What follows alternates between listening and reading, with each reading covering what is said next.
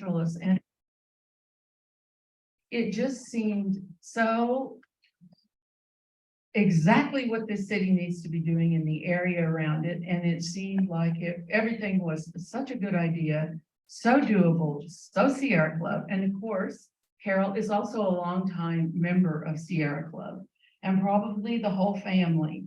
So this is really going to be a history of, well, she's been working with water for decades, and she is a board member on the Edwards Aquifer District.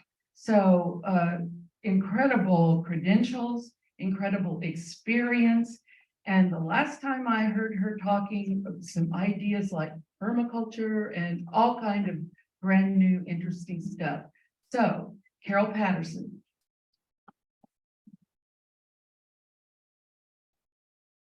Thank you, Karen. It's an honor to be here. And I have to say, our Sierra Club member left sometime a while back, and we obviously have to rejoin. Does it need to be? Those of you who have joined us by Zoom, the map that she's going to be using is in the chat room, I'm told. The map she's going to be using is in the chat. Thank you. If there any way we can make this. So, one exciting thing. I looked out at the rain gauge this afternoon, and we had 2 inches in the rain gauge to add to the 2.75 inches that we've had since January 1st. So now we're beginning to be at about, I think I figured, we've jumped from less than half the average to about 80% of average. Move over. We're having a hard time getting you visible enough. There you go. Okay. Anything that can move over closer to your map, and then that's great. And you can use the count the table. There you go. Okay, maybe get one more thing. Yeah. Hello, I cannot see the speaker.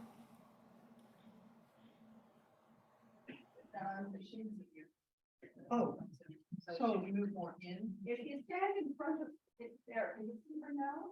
Stand in relation to the Hello. Yeah, and it's our. yeah, that's what I'm going to push on the speaker. We're seeing the letters ECOC3 pound TR 0. Arthur, on your Zoom at home, there's another. There, I can see it now. I can see it now. Okay, I'm gonna try to. Okay, hold No, on. Judy.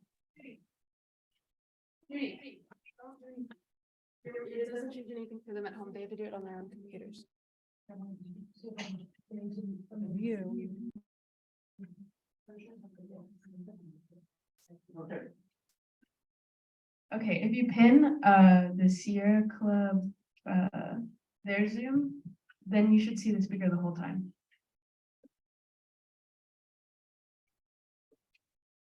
Sierra Club. Please turn your on.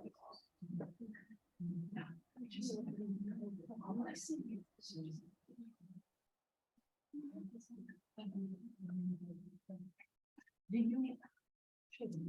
Okay. Eventually, How's that? I guess we have to ask them. You're good. You're good. That's good.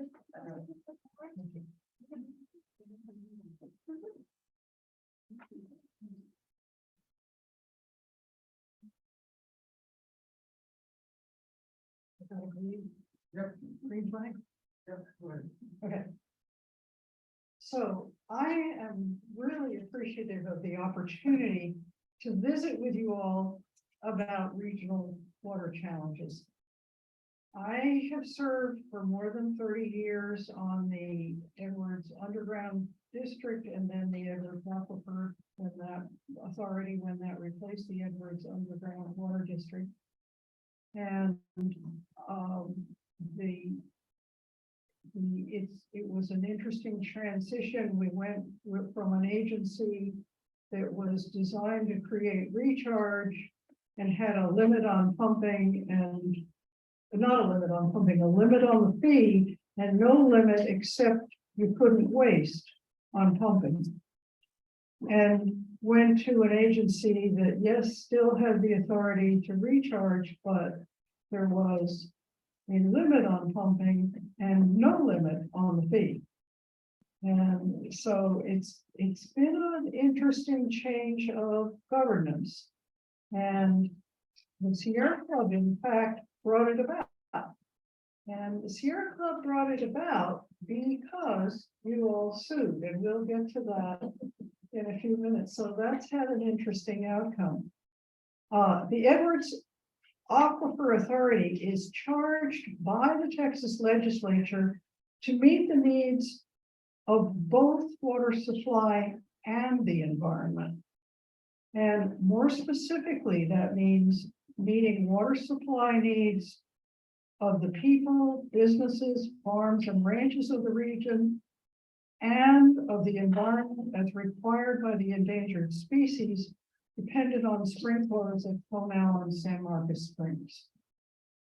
When I first ran for office, I was thinking in terms of recharge projects, because that seemed to me to be a far better way of serving the water supply needs of the community than the alphabet soup of surface water reservoirs that had first been concocted in the 30s and which were still the basis of the Regeneration plan.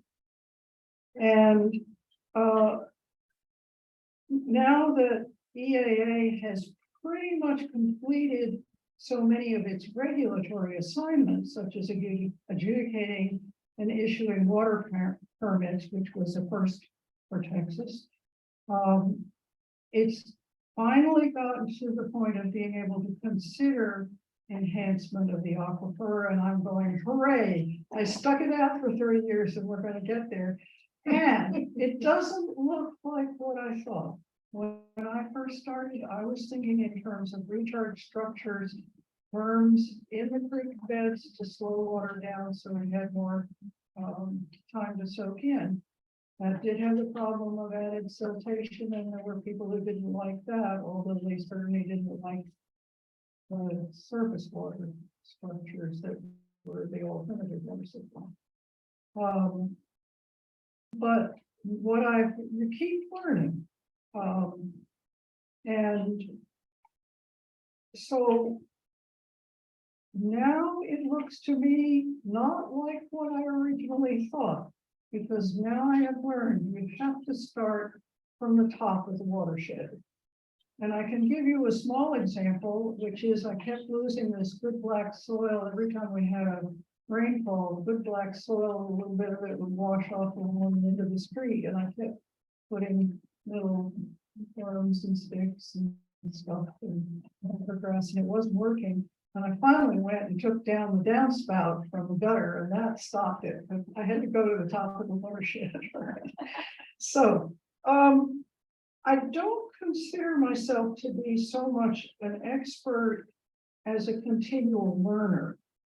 And I think that we have a chance at this point in time, with great pressure on us of things to be concerned about, to actually have a collaboration with everybody who needs to depend on the Edwards Aquifer as well as the environment. So I will be looking forward to your questions, concerns, suggestions. This is a knowledgeable group itself. So let's begin with a view of the watershed at the Edwards Aquifer. And we're used to thinking, or we used to be used to thinking of just seeing the recharge zone and the artesian zone. And in the last, I'd say 10 years, we've started to notice that there's a contributing zone, and that's important because 80% of the water that recharges the aquifer comes from all of those rivers, and there are 9 rivers that have their headwaters in that watershed. And I learned last week from somebody from Uvalde that one of the reasons Uvalde wanted to join the Edwards Underground Water District was they had a plan that they were going to take the Nueces River and circumvent the aquifer so that it wouldn't lose any water to the aquifer and it would go on down the river. That never happened. So some of those big bad plans don't happen. The contributing zone, which is you can see the recharge zone is about 1,250 square miles. The artesian zone in yellow, 2,100 square miles, where there are thousands of wells. And then the contributing zone, and all of them drain down towards the coast.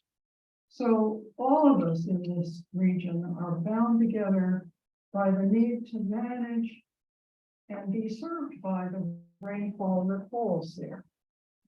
And so the judge whom I met from Real County has an interest in her river flowing, and her river flowing goes to the aquifer, and you've got all the way, I wouldn't say all the way down to the coast. There was somehow the thought that if they could downstream could stop San Antonio from pumping, then they would have more water at Victoria. But that's not really the way it works. If you in the drought record, Comal Springs stopped flowing. San Marcos Springs got to 23 CFS, and that was, according to the handout to the legislature, providing 180% of the water at Victoria. But it really wasn't providing anything. The water from the 23 CFS in 1956 from San Marcos Springs didn't make it to Gonzales, much less to Victoria. There's too much bank loss, phreatophyte loss, people with their pipes in the stream. So part of solving problems is making sure everybody's on the same page and has the same information too. Average recharge is 700,000 acre feet. And I think probably most of you know an acre foot. Picture a football field without the end zones, a foot deep in water, and that's about an acre foot. And I realized I couldn't give that example in Boston because they think in terms of baseball. So anyhow,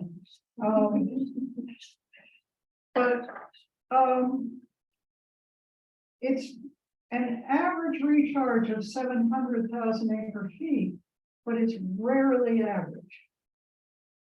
So, and it can, actual conditions can change very quickly. In the driest year in 1956, recharge totaled only 43,000 acre feet. In the wettest year, in 1992, recharge totaled 2.5 million acre feet. The all-time high in the Edwards Aquifer was that year. And you can see this is a representation of the J17 well. So you can see. Where is that, Fort Sam? Fort Sam. Thank you. And you can see that's 730 feet there, way actually land level. 703 was the high in 1992. And 4 years later, we were down at 627, which would put us in stage 4 restrictions right now. So that happens because it's karst.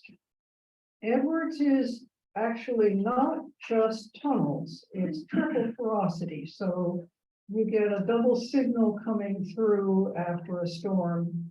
First rush of water goes through the conduits, the second water comes through the fractures, and then there's also matrix.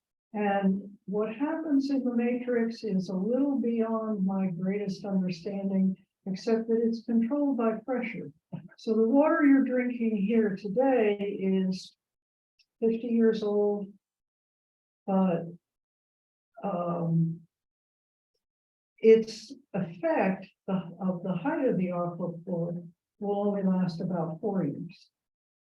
So it's an interesting combination of understanding the difference between the pressure, and if it gets low enough, more water will come out of the matrix. But we are never going to go that low again, and that's part of the story too.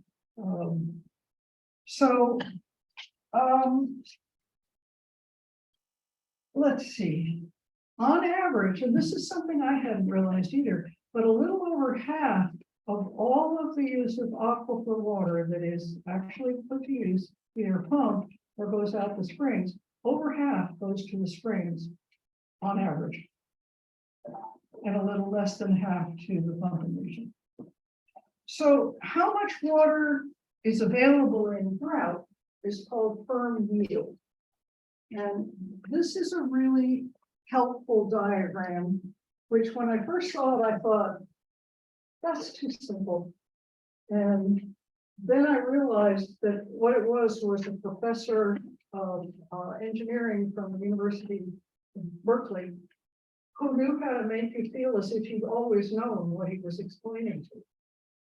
So firm yield, if you have a river and you've got no place to store water, no storage, then your firm yield is the driest day of the driest year. So say you build a dam and you leave the floodgates open.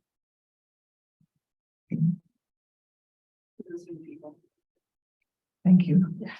She's very special. And you can use that right behind you if you'd like to also. Oh, Yeah. that might be easier. Well, I'll do that. Instead of the permanent. I'll leave that. All right. So we've got our river with practically no firm yield.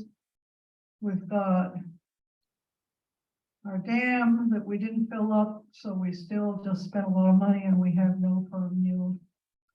And say we fill the reservoir. How you calculate for firm yield then is to first you take the number of years of drought and subtract off the evaporation. And in this part of the country, that's pretty impressive. That's starting from the Guadalupe going west, it's 1.5 to twice the firm yield. So subtract off your evaporation. Then take the rest that's left and divide up by the number of years of drought. And that will give you your firm yield that you've added by storing water. Now, what's interesting is the springs are here. Well, no, wait, I'll put them down a little. So actually,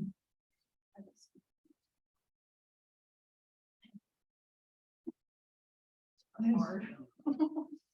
it's this one might.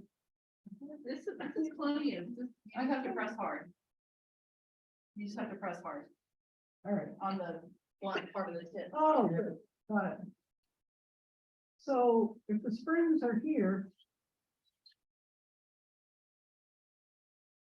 you're going to only be able to use water that's above spring level. Because Fish and Wildlife, the Endangered Species Act, requires that we keep Omella and San Marcos continually flowing, even in a repeat of the drought of record. And that was, in fact, the result. The Sierra Club sued with the Guadalupe Blanco River Authority, who thought they were going to get more water and didn't. but Sierra Club won that one. Because now we. You're doing just fine. Thank you.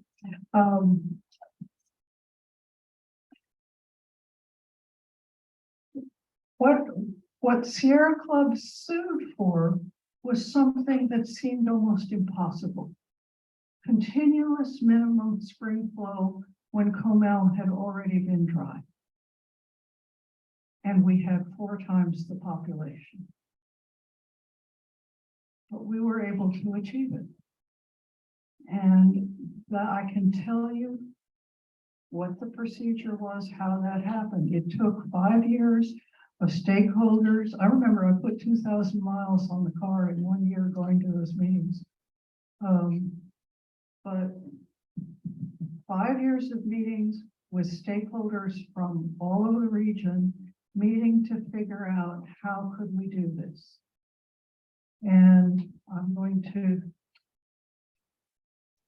read my notes so I don't lose something out. Because it was a remarkable achievement. And the way we know we achieved it was in 2011 to 2014 drought, which was more intense, not as long a drought, but more intense than the drought of record. So nothing is ever average or the same. But the Comel continued to flow even above the 30 CFS that was absolutely required with 4 times the population.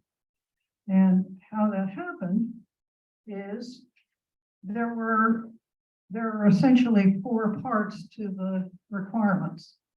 The first was conservation. And that was only 10,000 acre feet. But that was achieved then by whoever paid for that conservation, paid for 20,000 acre feet of conservation and got to keep 10 and leave 10 in the aquifer. So that happened, and what they chose to do was leak detection program to repair pipes. And as you know, the pipes keep breaking, and so that's something that we have to keep up with. So that was the first thing. The second thing was VISPO, which stands for Voluntary Irrigation Suspense Program. And farmers got to use their allocation to farm at any time, but if they wanted to, they could take a standby fee every year with an agreement that said when there was a trigger for the drought, which is less than 500,000 acre feet recharge on October 1st, they would not pump that year and they would be paid for their crop. So that was for 42,000 acre feet. The third thing was Aquifer Storage and Recovery. And SAWS has a very innovative facility. If you all haven't been out to Twin Oaks, or what is it, H2O Oaks now they call it. Sure. That's an extraordinary tour for not only taking Edwards permits that aren't being used in a good year and pumping them to the Carrizo, where they can be stored, where they won't run away from you in a sand aquifer. And then pulling that same water back when the drought triggers and bringing it specifically to replace pumping at wells in northeastern Bexar County in the SAWS system. By doing that, they've taken the water the springs need and they stopped pumping in the closest area near to the springs. So they've been precise about where they're substituting the water they pump back.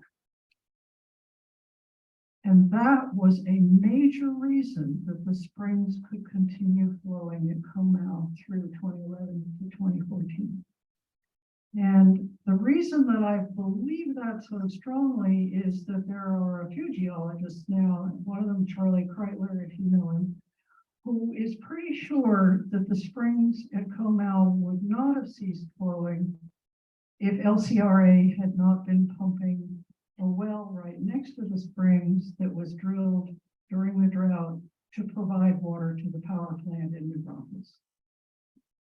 They think probably the springs would have continued to flow. Another thing I learned is there aren't just 3 springs, there are 405 of them, and they all stopped flowing at slightly different levels. And there was somebody who carefully kept track in the 1950s of which spring ceased flowing and when, and which ones came back and when, but nobody knows where all that paper is, you know. Anyhow, 4th thing.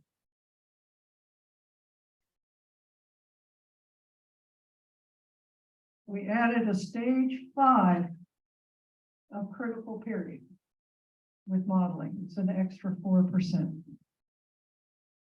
And that has not ever triggered, but the modeling showed that that would in fact keep the springs from going dry in a drought of record.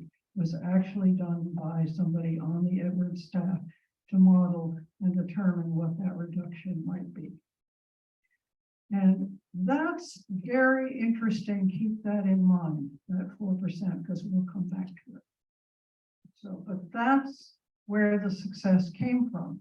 Now, what you need to know is, let's go back to firm yield. When we did all that, what happened to the firm yield of the Edwards Aquifer?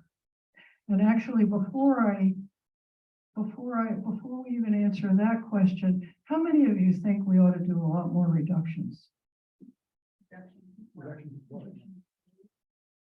Because I think there's an opinion about reductions where you're seeing it work and you think, but my neighbor's wasting, right? Or You mean conservation? well, conservation, this is even paying somebody to take water off the table.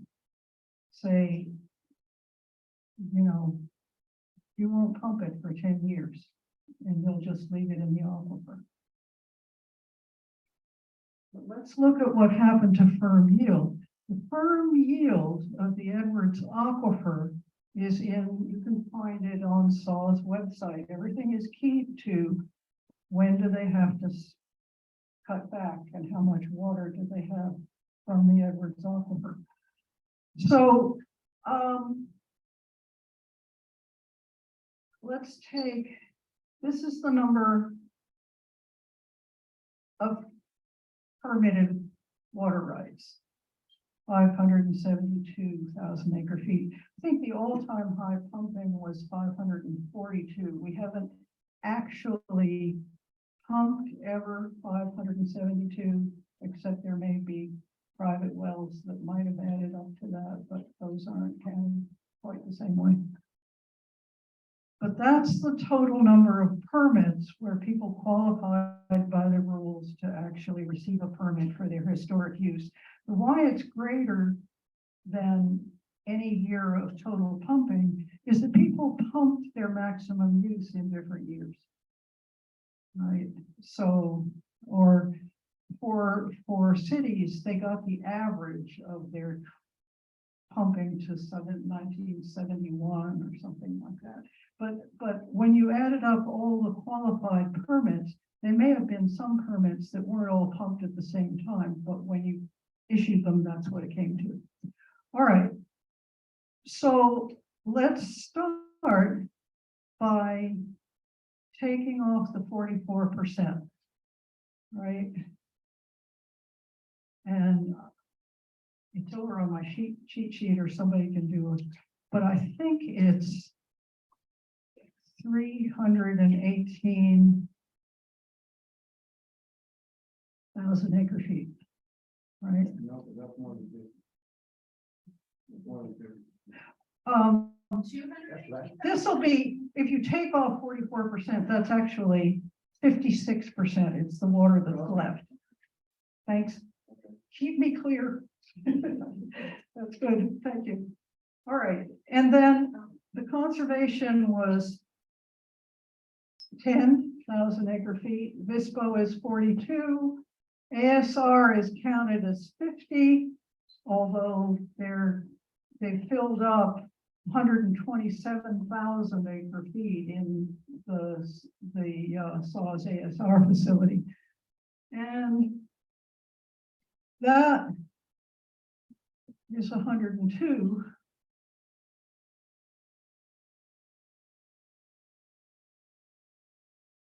Maybe this was 320. That's now what I'm remembering. Is now the firm yield of the Edwards Aquifer. And that's an interesting number, 218,000 acre feet. That's an interesting number because that is approximately the average of the pumping from all of the people who were pumping water from the Edwards Aquifer as best we can determine during the 50s drought. And so with 4 times the population, that's the limit. And I think that we have this sense of people shouldn't waste, but that's different than saying we need to take more permits off the table. Because we also have to watch out what we do to water supply. If you take away enough water supply, what you get back is another Vista Ridge. The water has to come from somewhere. So that's part of the quandary. You really can't take away more, and that's really a lot to take away. And it's especially a lot to take away because we're now facing some real stresses that we're seeing come for the future, right? And all of us, you just look out your car window as you drive around, and what do you see? Natural places disappearing. You see the congestion from increased population. Nobody has to give you the figures of exactly how many more people we've got. Although I did look up the numbers, SAWS service area, the San Antonio, since 1950 has increased by about 4-fold. New Braunfels has increased about 8-fold, and San Marcos has increased 11-fold. We have a huge increase. And first of all, that represents increased demand. Where's the water going to come from? The second thing that it stands for, besides increased demand, is you're going to build something, so it's increased impervious cover, right? What happens with increased impervious cover? You get water when it rains, you get good drainage. Good drainage gets disposed of as fast as you can get rid of it. You don't want it sitting around in the street, right? So, for good drainage, it's like it all rushes off at once and it doesn't stick around.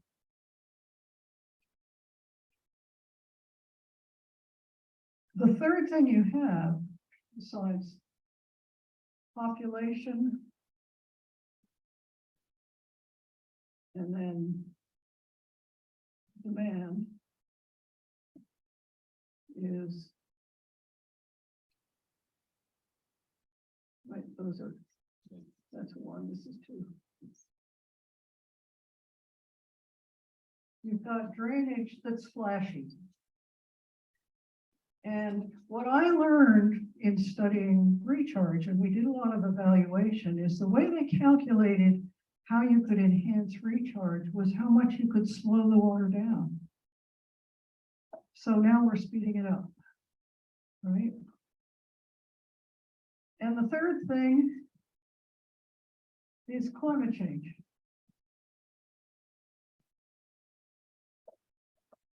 Which is almost like the drainage.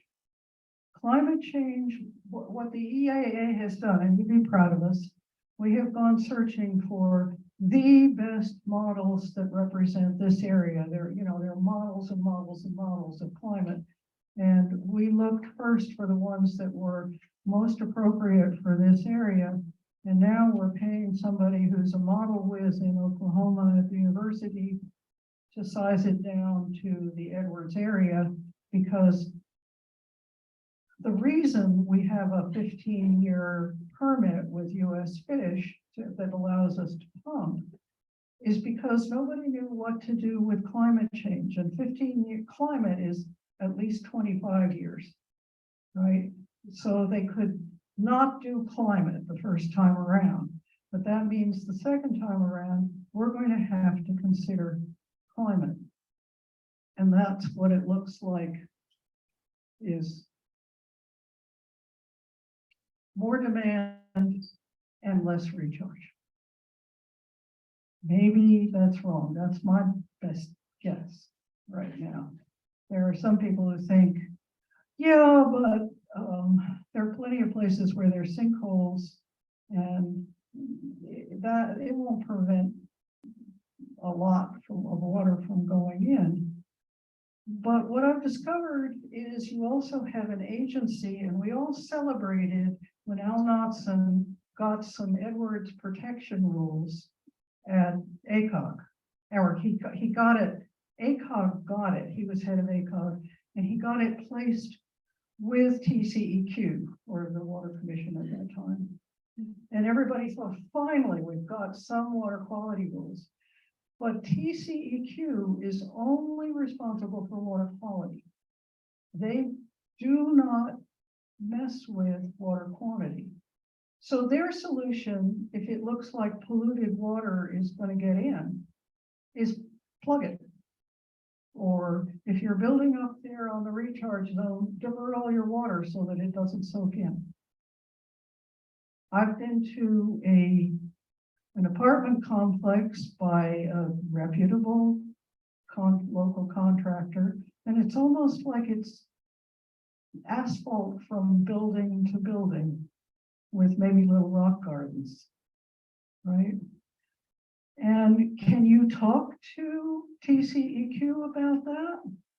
Do they have a way that you could do something better, like substitute berms and swales, permaculture, to clean up the water that's in their parking lot and soak it in instead of getting rid of it? They don't have a procedure. They don't have a variance. And I keep learning about more things. One of them is that I don't know enough about politics, and I probably never will.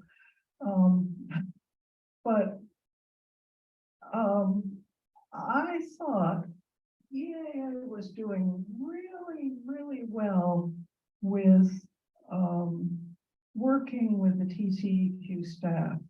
And we had had a lot of kerfuffles where we were inspecting and they were inspecting, and people got ruffled. And people were beginning to get along and talk to each other and appreciate each other, and so that was good. And the Edwards Aquifer Authority now has a field research park. And we can look at some of these ways of cleaning up pollutants and of soaking more water in. And so I was talking to a developer who was willing to consider that. I wasted their time, because TCEQ can't even give them permission. They can give them permission to try out a new engineering way of doing it, but they can't give them permission for a permaculture way to do it. And so that's something to think about too, is if everybody wants to do the right thing and we're all friends and we get together, maybe we can figure out something about that. That actually allows it so that we don't continue to seal off the recharge. So I got going, I remembered what I wrote in the middle of the So, let's see. Well, let's go to what I think the solutions now are. And the first one has to do with the soil.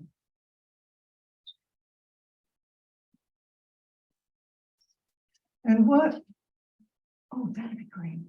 How much? NRCS says somewhere, if you research, you find that carbon in the soil is the key to infiltration.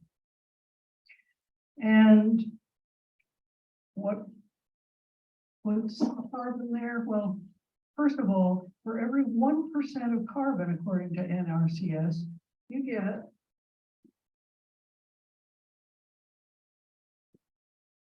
27,000 gallons that an acre will hold for each percent of carbon. Now, maybe it's not 27,000, maybe it's 20, depending on your soil or your climate or your particular vegetation. And so at the Edwards Aquifer Field Research Park, we're testing this to see what that number is for here, so we could incentivize it. You can do these things to get more carbon into your soil. And so,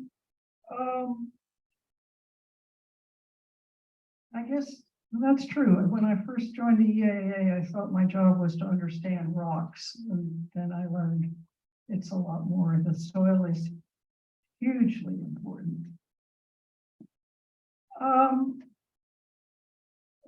And we've done a bad job around here as far as keeping our wonderful black soil full of carbon. One of the things we've done is we've decided, after bad irrigation, well, not irrigation, but farming practices that let the soil escape, the carbon escape from the soil, and grazing practices where we fenced them in and kept them eating in one place instead of moving like a herd of buffalo. We ruined a lot of soil.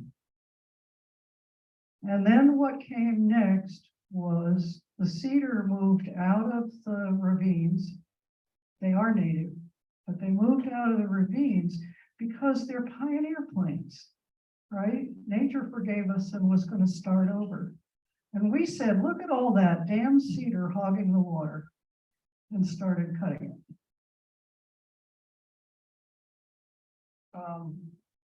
And that was our best intention. That's what we thought. That's where we did a study. USGS, whom I trust, did a study at Saco Creek, and some of you probably visited it, where they cut cedar, and lo and behold, springs came back. But they didn't keep the study long enough to realize that when the grass came back after, the springs went away again, and that they'd lost their carbon. And I have a picture of a cedar tree that is hanging for dear life on 2 feet of soil. And this far away is just a gravel, the beginning of a gravel ravine where you couldn't grow anything. What would happen if you cut that cedar tree? So there's somebody who started teaching us. There are 2 things. There's a good book. Elizabeth McGreevy wrote a book on mountain cedar, wanted mountain cedar dead and alive. And that's a wonderful book to understand cedar and why we shouldn't be just wholesale getting rid of it to think we're getting more water, particularly when we get rid of it, and then we leave a monoculture. A monoculture of grass and a monoculture of oaks that makes them more subject to oak wilt. You need a variety of vegetation, and in fact, there's a North Dakota farmer, and you can go home after this, and if you haven't had enough speeches for one day, you can listen to another 16 minutes of Gabe Brown talking about how he changed his farm. And it's just TED Talk, Gabe Brown. And he took his farm in the talk from half an inch an hour infiltration to over 11 inches an hour of infiltration by increasing the carbon content of the soil. By the time he wrote the book later, which is called Dirt to Soil, he managed to get 30 inches of infiltration. It's extraordinary. So the book and the talk is really a sort of summary of the permaculture techniques that you can use to get more carbon in the soil to hold more water. We were once the land of 1,100 springs, right?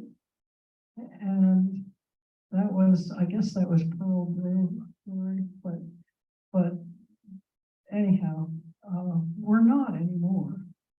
We have some, but we need them back. We need both the soil full of water and we need the springs so that the soil full of water can temper the droughts and temper the floods. Soak it in and then send it out in springs a little at a time. So that's practically what gets me up in the morning, I can tell you, because fixing the soil, starting at the top of the watershed, is the new recharge that really looks like we're working with nature.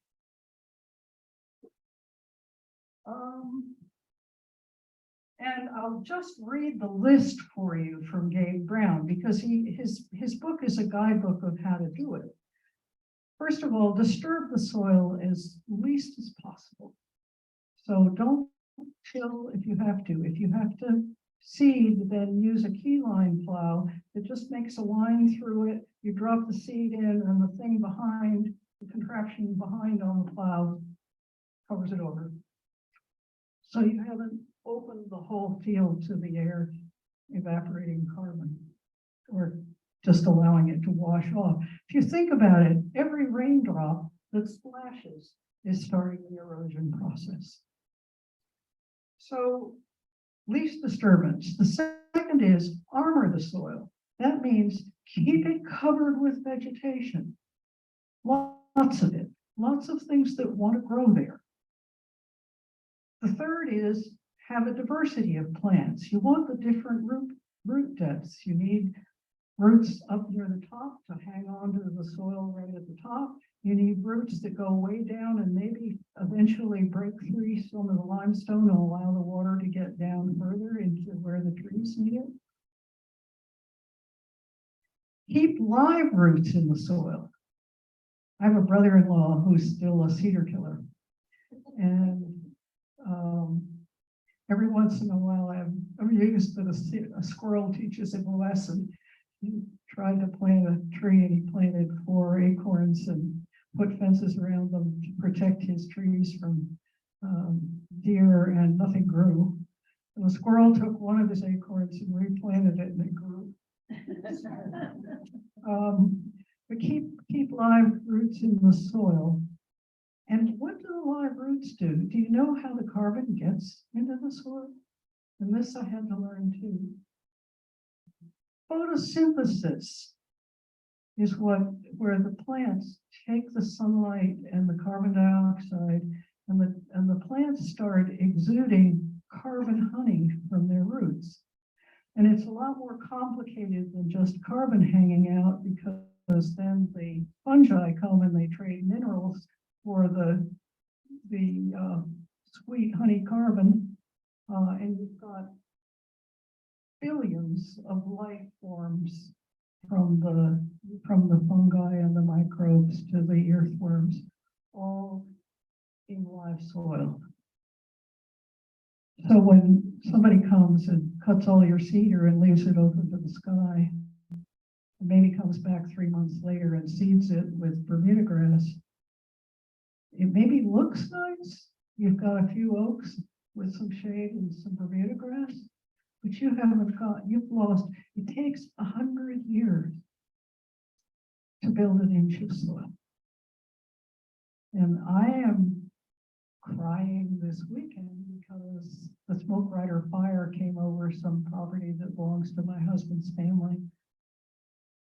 And then, bless his heart, the cattle lessee decided we wanted all those dead trees cut down. So he went and cut them down and dragged them all to where he thought was on the contour.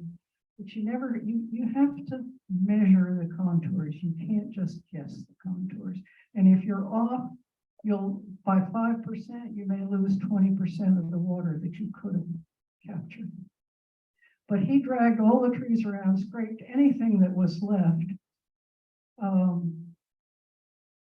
And soil that was dark and black and that thick is gone.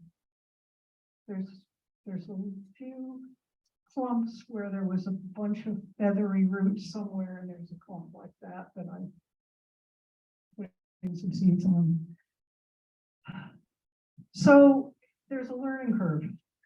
I mean, I had my own learning curve as well, so I want to be generous. But in any case, tending the soil is one of the first things we do to get more water. The second thing you've already seen, and it has to do with aquifer storage and recovery, right? Take water out of the Edwards, take permits out of the Edwards when the springs are flowing gangbusters and there are unused permits, and put them in ASR.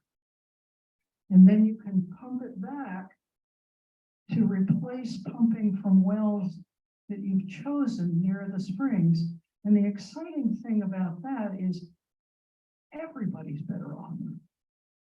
Look at it in terms of, are the springs more secure with ASR or with a critical period reduction?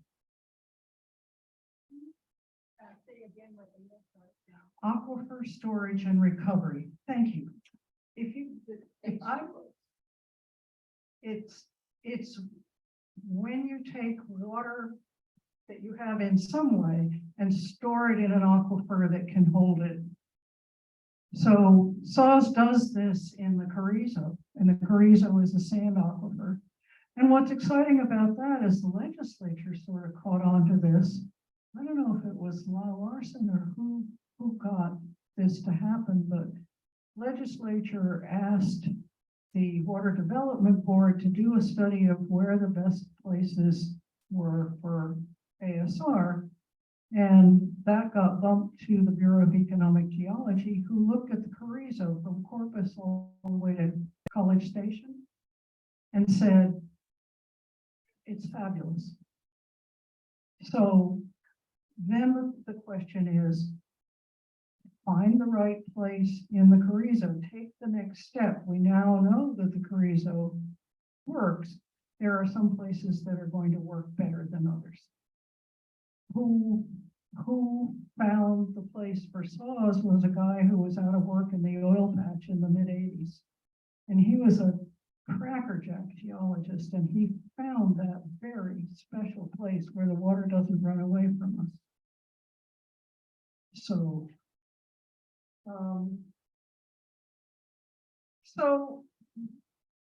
ASR and soil regeneration offer huge amounts of hope. I handed my husband, who's a great mathematician, a job earlier today, which was supposing in the whole 5,400 square miles, we could increase the infiltration by 2 inches. How much water would that be? I wrote it down. Where did I write it down? I think it was 567,000 acre feet. I think so. I remember you saying that. Yeah, Yeah. average recharge is 700,000 acre feet. That's a lot of water. That probably was what was happening before people came and started cutting cedar and grazing cattle and putting up fences and so on. So it's a huge opportunity, except you can see the edges of the Edwards Aquifer Authority jurisdiction. That's going to be a job that's hugely collaborative for how many jurisdictions, how many little communities, how many nonprofits. I know the Hill Country Alliance is interested. Comal County Conservation Association, I think. You know, I can begin to name, but we could make a list of maybe 200 entities who, if they were educated, might want to begin to get together and share getting, first of all, soil regeneration done in that area. And I think it's possible. The reason I think it's possible is New York City, and I grew up out, you know, in New Jersey across the river. New York City never treated its drinking water. It just came from the Adirondacks and the Catskills. And there was beginning to be development, and there was a problem about were they going to have to treat their water and how they were going to possibly manage. And they got together 71 different entities from the locals to the feds and put together a memorandum of agreement. And my dentist now confirms if you go drive someplace near a watershed where you aren't supposed to be, there's probably a police car that's going to pull up behind you. So if New York City could get a memorandum of agreement where everybody cooperated to protect a watershed, I'm not sure why we can't do that in Texas. So that's why I was so excited when Karen asked me if I would like to talk, because I like to talk about them. So, and let's see if I've left anything.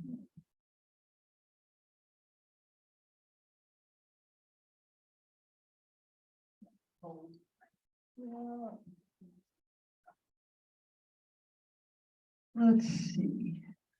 One last thing to talk about is low impact development. And San Antonio River Authority has a super manual that they put together that's a good place to start. But Ennis, Texas is ahead of us.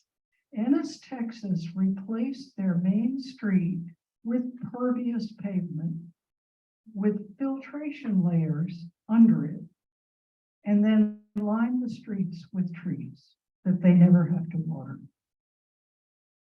And so It's like around Atlanta, Dallas. yeah, it's near Dallas, and I promised I we're know. gonna take a field trip, and guess who's gonna drive? So, so low impact development is something to add, and frankly, I think the developers are sitting there thinking, we're not going to be allowed to build the houses that the population is needing unless we have water, and they will get some cooperation, and cooperating with people you never thought you could get along with is a real trip. Frankly. I mean, I'm working and cooperating with the GBRA, and we've been fighting for 50 years, but because we share the watershed. And I guess the thing I want to leave you with is that there was a time when I worked for the state PTA, and they did a leadership exercise for a couple hundred PTA leaders.